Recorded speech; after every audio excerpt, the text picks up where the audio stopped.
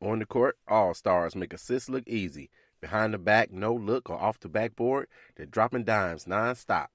That's how we feel about coverage and savings. Combine your home and auto with State Farm and start your own assist highlight reel. After all, even all stars need an assist. Call agent Paul Dawning for help combining your home and auto and enjoy the savings. Dial 219-884-6947 or visit www.pauldawning.com. That's PAULDAWNING.com.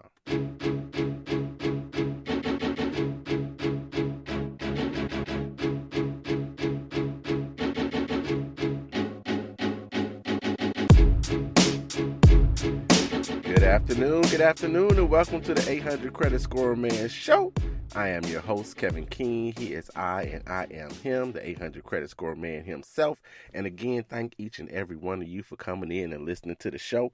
So look, if you listen to the show on a weekly basis, I know you were looking for me last week, and I was looking for me too. So last week, we didn't get to have a show last week, and I was wondering if I was going to tell you guys what happened or not. So let me tell you what happened last week.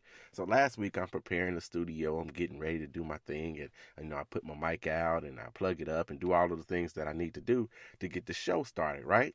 So I get my hot tea. Shout out to Tyree Evans who gave me that tip. Drink you some hot tea to help you with your voice before you get on air. So I do all of those things, and then I knock my microphone over. Now the microphone was fine. The microphone was cool, but the cord and the attachment to the microphone was not. So if I would have called my dad can fix anything with a wire hanger and maybe even some duct tape or some electrical tape. He actually preferred that black electrical tape. So if I would have called him, he would have told me, hey, just get that wire hanger and wrap it around and it'll be fine.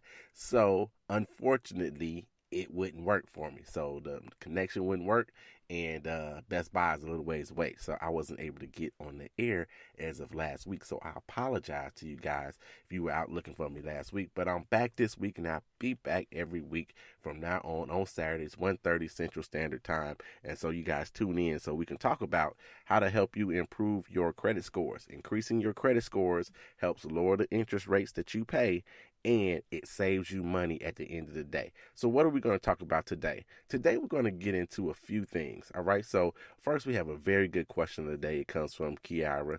We're going to get that question from her, and she is out of Buffalo, New York.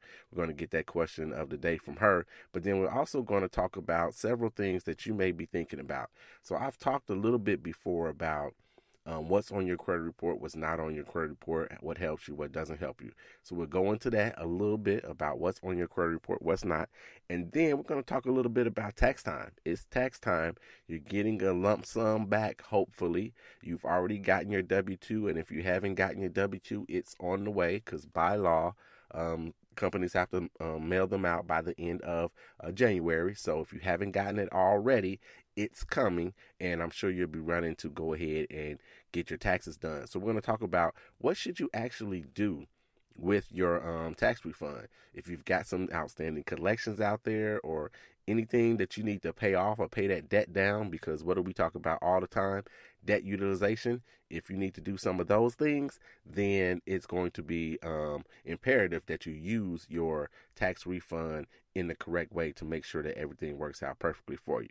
All right, so let me do a couple of shout outs real quick. So since I missed last week, I got a whole bunch of them. A couple of these I'm going to have to skip. So check this out. I want to give a shout out to Aaron Sane. He celebrated a birthday a week or so ago. So happy birthday to you. I got to give a shout out to Kyla King. She celebrated 35 years on this planet. Had a nice little party. I saw your pictures. So happy birthday to you, Kyla. I got to give a shout out. Yesterday was one of my little cousin's birthday. His name is Jordan King, who is not so little anymore. He's got to be somewhere in his 20s, pushing 30, man. So happy birthday to you, Jordan King. And I got to give a huge shout out to Michelle Wainwright. She celebrated a birthday while I was off a little bit as well. So happy birthday to you, Michelle, as well. I got a few more shout outs that's going to come throughout the show, so you know how that go. So let's jump into some of the things that are on your credit report and what's not on your credit report. And the only reason I bring this up, because I've done a show about it before, but what I have learned while doing this show is that you can't mention things just one time. Everybody doesn't get it when you say it the first time. Not everybody is listening. There's new listeners coming in. So let's talk about a few of the things that are or may or may not be on your credit report. So first thing I want to mention is utility bills. How many people out there actually think that utility bills are actually on your credit report? Unfortunately, TransUnion, well, not unfortunately, TransUnion actually did a study, or they took a poll to see if people thought that their utility payments were actually on their credit report or not. And 54% of the people thought that their utility bills impact their credit score and it may be on their credit report. Utility bills are not. They are not. Let me repeat. Utility bills are not on your credit report on a monthly basis. Now, of course, if you mess something up, you don't pay them. You got it in your name, and you decide you're not gonna pay them. They cut them off, and they have to send you to collections because now you put the utilities in your little baby's name. Then yes, the collection could be on your credit report, but on a monthly basis about your utility bills, it's not on your credit report. I found that very interesting when I read this particular study, that people actually thought, and more than half of the people thought that was actually on their credit report, and it impacts their credit score. Another thing that I want to bring up is your rental payments. Rental payments, again, in the same study, 48% of the people thought that their rental payments are reported to the credit bureaus, and that's not the case. So if you're renting, you are not being reported to the credit bureau. Again, the only time that you're going to be reported to the credit bureau when it comes to renters is if you skip out or they have to sue you or what have you, then it may go on your credit report.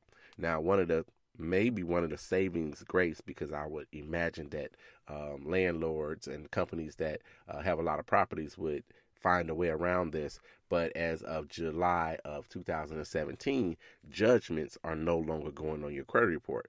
Typically, if you were sued by your landlord, it would be a judgment. That landlord would have to get a judgment against you, and then it would go on your credit report. But again, as of July 2017, judgments are no longer there on your credit report. So it could end up on your credit report because they maybe I would think landlords would try to find another way to collect from you. So maybe they start using a collection agency, and then it would show up, or could show up, as a collection rather than a judgment like it would have done in the past. But no, rental payments are not on your credit report, not unless you try to do them. And let me pause right here then. So I've mentioned it before. If you're a renter, if you're a lifelong renter, or if you plan on finally buying that home in the next 2 years, the next year, you just signed a lease, your lease is up next month, and you're going to sign another lease to rent yet again, and your credit is subpar, or you're working on it right now and it's getting better and getting better, but you don't have a lot of accounts, or you don't have enough accounts, you only have 3 or 4 accounts, then adding the rent to your credit report could be a very positive thing for you. The majority of people, I hope, actually pay their rent, and they don't have that issue of they're getting kicked out every 6 months instead of having the the 1 year lease and being able to cover that. So you want to see if you can get your rent placed onto your credit report, and it'll report on a monthly basis for you, and it'll be a positive. So you get that benefit because you're making those payments anyway. So almost like somebody that's buying a home and they have a mortgage, and they get the benefit of having that positive every month when they make that mortgage payment. Do the same thing with the rentals. So you'll have to go to your landlord. You'll have to tell your landlord what you want to do. You want it reported to your credit report. They don't necessarily have the power. I'm putting air quotes up here in the studio. They don't necessarily have the power to do that, but there are companies that will go ahead. They'll actually take your rental payment, and they will record that you have made your payment on time, and it'll be on your credit report, and they'll make sure that your landlord gets paid as well. So if you've been renting for 5 years, you start up with the company, they're not going to go back 5 years and put all that on your credit report so it makes it look good real fast. That's not how it works for them. The day you start or the month that you start doing it is when they start from. So if you start in the month of February and you get your rent reported with the help of your landlord or the consent of your landlord, then it'll go on your credit report and it'll start helping you build better credit scores because you'll have a positive account on your credit report. Something else that's not on your credit report, unless you screw it up, frankly, is the cable bill and your internet bill. That's not on your credit report. A lot of people do have them on their credit reports because I see them on a weekly basis. People are not paying Comcast and Wow and Bright Start or Bright House and all those other people out there that are offering cable. They're not paying them, or they're not paying those final bills when they move or when they switch. They're not paying those final bills, or they're not returning equipment. Those are the major reasons why you see Comcast and AT&T on somebody's credit report, or when I see them, it's because they didn't make that final bill because they thought it was too high in the first place, and maybe that's why they were switching, but they never made that final bill. Or the craziest thing is they didn't return the equipment. So then they dropped that collection on you because you did not return that equipment, and it's probably sitting in the back seat of your car because you had every intention on returning that equipment, but it's sitting in the back seat of your car and you didn't get around to it. So I'm going to suggest, one, you go return that equipment. You do so, you may be able to get them to take that collection off of your credit report. If you got a question about that, I've done it before. So if you got a question about that, contact me. 800 credit score man at gmail.com. 800 credit score man at gmail.com. Contact me and I'll tell you exactly what I did, because I did the same thing. I had that equipment sitting in the back seat of my car for 3-4 weeks and every intention on dropping it off, and didn't. And as soon as I got that letter from them, I went straight to the place and dropped it off. And I was able to hold them off for putting that on my credit report. So no, your cable and internet bills are not on your credit report. Your cell phone bill, you might as well throw that in there with the cable and internet. No, your cell phone bill is not on your credit report. Again, unless you screw something up. I see them all the time. This one is a very common one as well, where people have their cell phones in collections because of whatever. They had 2-3 lines, and they got into it with their boyfriend, and they took them off, and they had to pay the fee, and they never paid the fee or what have you, and they are on your credit report as a negative because they are a collection. And one of the companies, I won't call them out. I'm not going to call them out. One of the companies is a real stickler. They don't like to give a dime off when you're trying to get them to remove it from your credit report and for you to negotiate the price down a little bit. One of them is a real trip. If you have had or dealt with this, contact me. Let me know which cell phone company you've had issues with. Again, 800 credit score man at gmail.com. And you know what? You can also text me that information. Text me or call. I don't want to talk to you about that, but you can text me with at 312-600-5855. You can text me. Let me know which one of these places have given you flux. All right, so let's talk about one of the things that is on your credit report, your car payment. So yes, your car payment is on your credit report. It's going to be on there for the 60 months or 5 years or the 72 months, whatever you finance it for, it'll be on your credit report for then and even after. So if you trade your car in the middle of, you still owe money, you're in the 4th year, 3rd year, whatever, and you trade it in, yes, that account will stay on there. Hopefully you made payments on time and it's a good account for you, but it'll stay on your credit report for you. And it's actually not a bad thing to have it stay on there. So the credit bureaus and other people that are looking to finance you later on down the line know this isn't your first rodeo. You have had other accounts. You've had some good accounts. You've opened them. You've closed them. Everything has been fine. That's not something bad at all. So yes, your car and your car payments will be on your credit report. In addition to this, I want to make sure that you know, if you go to a buy here, pay here, that's not going to end up on your credit report. I haven't found one as of yet anyway that will place it on your credit report, because that's just simply not what they do.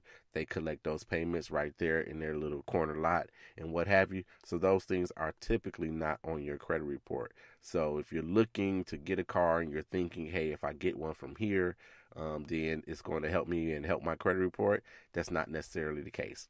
It's not going to necessarily do that for you. So make sure that you know that. But if you go into any other dealer, you fill out an application and they contact 5-6 different banks to try to see if they can get you approved and what have you, then yes, that is going to be on your credit report. Once you are approved, it'll be on your credit report.